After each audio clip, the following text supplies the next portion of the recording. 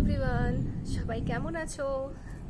আমি আমার গলার অবস্থা খুব খারাপ, মানে শুধু গলা নয়, সর্দি, মানে গলা ব্যথা, কাশি সব একসাথে হয়ে গেছে। হ্যাঁ, মানে এই মেয়ে একটু ঠিক হয়েছে, তারপরেই আমার হয়ে গেল, মানে আমার হয়েছে, আমার হাজব্যান্ডেরও হয়েছে।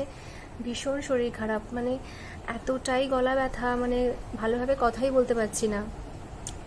তো যাই হোক, আমি তাও চলে এলাম, একটু সময় পেয়েছি। এখন মেয়ে ঘুমোচ্ছে, রেস্ট নিচ্ছে, কারণ ওর শরীরটা একদমই ঠিকঠাক এখনও অবধি পুরোপুরি সুস্থ হয়ে ওঠেনি বলেও মাঝে মধ্যে মানে এই বেলার দিকটা করে এখনও ঘুমিয়ে পড়ছে, যেহেতু ঠিকঠাক করে খাওয়া দাওয়া এখন একদমই করতে পারছে না, তাই একটু উইকনেস আছে, উইক হয়ে গেছে, তাই ঘুমিয়ে পড়ছে। তো আমি ভাবলাম তোমাদের সাথে চলে আসি, একটু কথা বলতে চলে এলাম এই গলা ধরা নিয়ে, গলা ব্যথা নিয়ে। সরি, সিজনটাই এরকম, এদিকে আবার বাজ পড়ছে, মানে এক্ষুনি বৃষ্টি নামবে। যাই হোক, আমি একটা জিনিস তোমাদের সাথে শেয়ার করব আজকে, সেটা হলো, তোমরা নিশ্চয়ই ঘরে কিছু না কিছু এই শরীর খারাপের মধ্যে হোম রেডিমি নিশ্চয়ই করো। তা আমিও করি, তো আমারও মনে হলো তোমাদের সাথে একটু শেয়ার করি আমার এই কোল্ড অ্যান্ড কফ এর হোম রেডিমি কিছু জিনিস, মানে আমি ড্রিঙ্ক তৈরি করেছি, হ্যাঁ সেটা একটু শেয়ার করি। তো চলো, কিভাবে আমি এই ওষুধ তো খাচ্ছি, অ্যান্টিবায়োটিক খাওয়া শুরু করে দিয়েছি, কিন্তু এর পরেও মনে হলো যেন বাড়িতে কিছু একটা হোম রেডিমি ট্রাই করি, খেয়ে দেখি, তাতে একটু হলেও কিছুক্ষণের জন্য রিলিফ পাবো, আর হয়তো তাড়াতাড়ি আমার থ্রোটনেসটা কমে যাবে। তো দেখে নিই কী বানিয়েছি আজকে আমি আমার হোম রেডিমি ফর মাই কোল্ড অ্যান্ড কফ।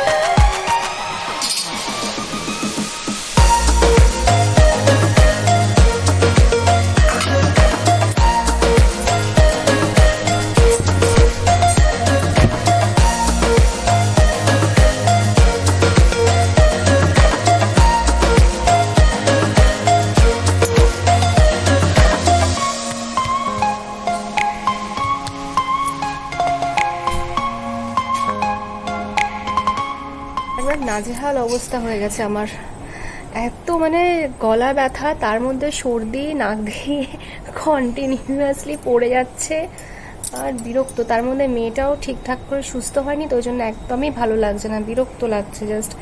তো সেই জন্য আমি ভাবলাম যে ওষুধের মাঝে এটা একটু খাই, যাতে অ্যাটলিস্ট এই যে থ্রোট পেনটা হচ্ছে, আর মনে হচ্ছে না যে এই গরম সবসময় সেক দিই, কারণ ড্রিঙ্কটা একদম মানে খুব খুব গরম নয়, আবার খুব মানে একদম লিউক ওয়ার্মও নয়, মানে মিডিয়াম টেম্পারেচারের, একদম বেশ উষ্ণ উষ্ণ গরম, খুব ভাল লাগছে। আর আমি খাওয়ার আগে এরকম করে মানে শেক দিচ্ছি, খুব আরাম লাগছে।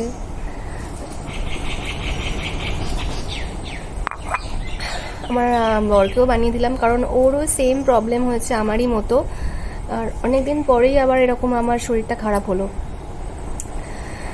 তো যাই হোক, আজকের মতো আমি ভিডিওটা এখানেই এন্ড করছি, কারণ এরপরে যদি আমি আরও কথা বলা কন্টিনিউ করি, এবার কাশতে শুরু করব, আর কথা বলতে পারবো না। আর এমনিতেই মানে মানে কথা বললেই না আমার এই জায়গাটা এইগুলো খুব পেন হচ্ছে।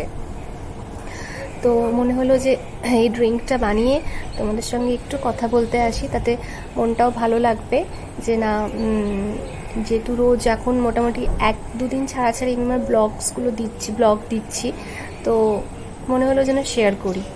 সো আজকের মতো ভিডিওটা আমি এখানেই এন্ড করছি, বেশি বাড়ালাম না। আমি কোনো সময় বেশি বড় করে ভিডিও মানে ব্লগ করি না, ছোটই করি। তো এখানেই বাই তাহলে। আবার আসবো আমার নতুন কোনো ভিডিও নিয়ে। হ্যাঁ, ডেফিনেটলি আমি আগের দুটো ভিডিও করার আগে আমি বলেছিলাম, মাঝখানে এটা নিয়ে 3টে ভিডিও হয়ে গেল আমার। তার আগে একটা ভিডিও করেছিলাম ওই ক্যান্থিন সামথিং, হ্যাঁ চা নিয়ে বলছিলাম আবার।